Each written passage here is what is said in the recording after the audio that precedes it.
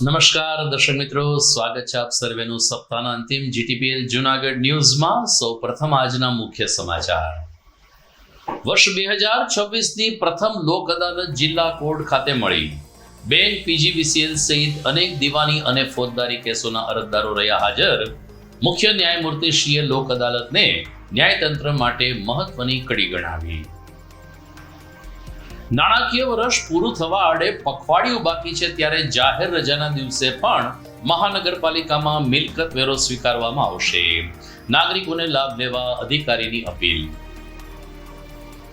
જિલ્લાના બાંધકામ ક્ષેત્ર સાથે જોડાયેલા શ્રમિકોના લાભાર્થે વધુ 3 ધન્વંતરી એમ્બ્યુલન્સને લીલી ઝંડી આપતા જિલ્લા પંચાયતના પ્રમુખ. અને જિલ્લામાં આરોગ્યલક્ષી આયોજનની સમીક્ષા કરતા જિલ્લા આરોગ્ય અધિકારી. મેલેરિયા અને હાથીપગા સહિતના રોગ અંગે વાર્ષિક મીટિંગમાં ચર્ચા કરવામાં આવી.